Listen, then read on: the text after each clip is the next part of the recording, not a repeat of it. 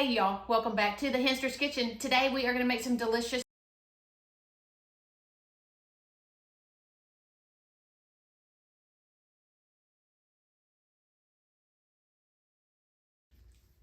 right into your bowl. 1.5 cups all-purpose flour.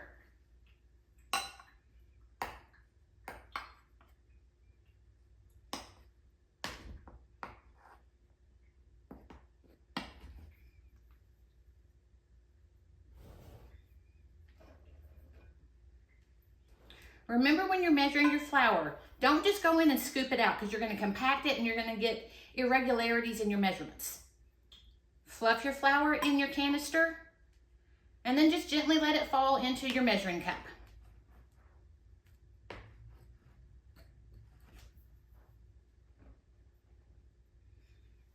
Now we must take a short break to clean up all the flour that I slung all over the place.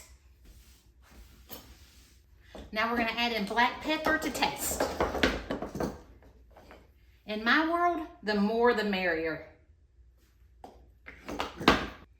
We're going to go in with 1.5 teaspoons of baking powder.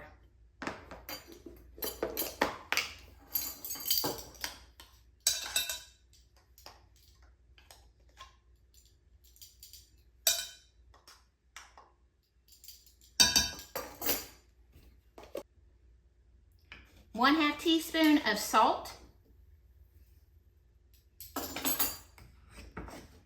We're going to do a ½ teaspoon of our garlic powder. Make sure it is garlic powder, not garlic salt.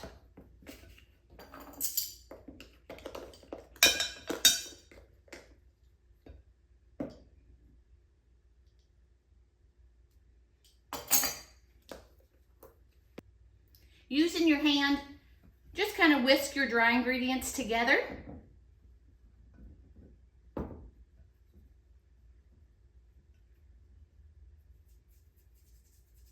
We're going to grate about 2 tablespoons worth of onion. You can use your red onion, yellow, white, whatever you've got will work just perfect.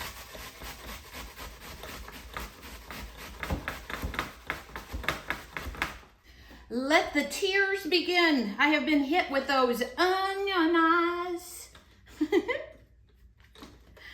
Just scrape off your grater. This is one of those recipes where it's all about using your hands.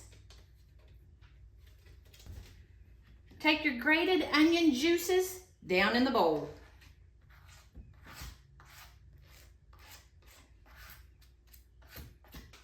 Now let's go in with 8 ounces of cheddar cheese. I'm using mild today. You can use medium or sharp. Whatever tickles your fancy is what's going to be perfect in your sausage balls. But 8 ounces of shredded cheese. We're going to use our paws again and get down in here, working all of our ingredients into our sausage until we get a nice uniform mixture. I'm kind of doing a folding to get all of the ingredients off of the bottom of the bowl and then using my fingers just to mash it down through that sausage. This will take a good 2 to 3 minutes to get it all incorporated. Once you've got your flour and cheese and all that good stuff all mixed together in your sausage, we're going to add about 2 tablespoons of milk. It doesn't matter, skim, whole, or even heavy cream. We're just going to add a little bit of moisture back into our mixture. It will make such a difference in your finished product.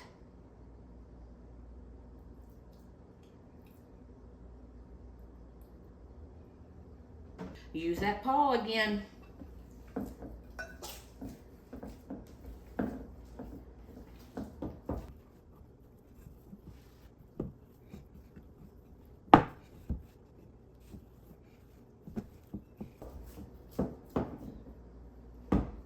And there's what your sausage mixture should look like. Everything is well combined, evenly distributed. We've got moisture back in it with our milk, and now we're ready to start scooping it and rolling them together and getting them on our sheet tray to bake. I've got my oven preheating to 400 degrees. I've got my cookie sheet that I've lined with foil. Give it a little spray of a nonstick spray. And then using a little scooper, we're going to scoop our mixture out to make 1-inch balls.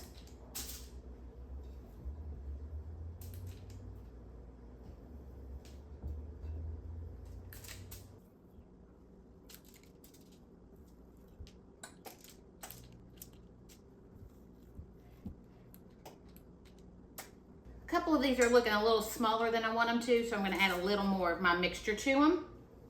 Now that we've got them scooped out onto our sheet, now comes the fun, grabbing them and just gently roll them just to make a ball shape. Put them right back on your greased cookie sheet.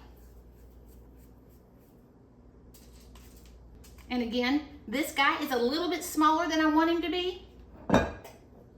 So I'm going to grab a smidge more of my mixture and just work it right on in. This is the most forgiving recipe you'll ever make.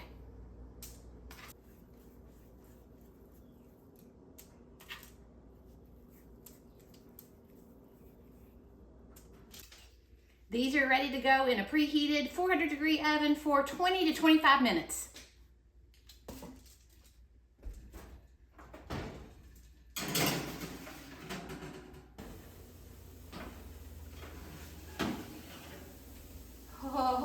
Oh, baby. We're gonna let these cool down so they're not like molten lava and transfer them over to our paper towel lined plate. While they're still nice and hot, we're gonna take a pinch of salt and just lightly sprinkle over the top. You do not want to miss this step. It is the difference between having a really good sausage ball and having an out of this world sausage ball. Let's go. You get a nice crispy bottom.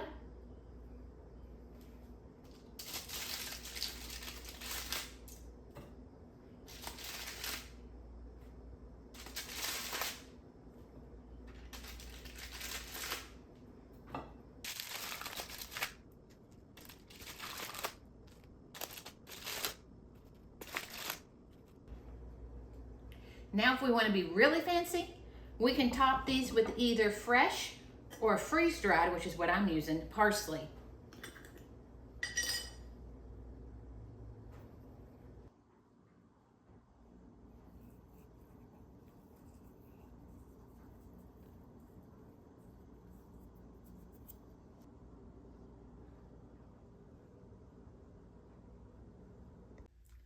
Let's do this.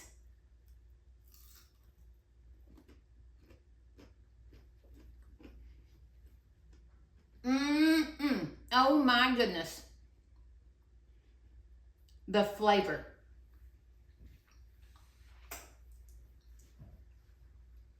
You've got a good punch from the garlic. Of course, you know me. I love my pepper, so I went heavy with the pepper, so I'm getting that good warming on the back of my tongue. The cheddar cheese. I mean, come on. The more cheese, the better. It's got a good crunch on the bottom to give you a different textural change. Do not forget that sprinkle of salt at the end. By having the salt on top of it, when you take the bite, the salt activates your taste buds and it pulls all of the flavors out of the sausage balls and brings them to life. I hope you're going to love it.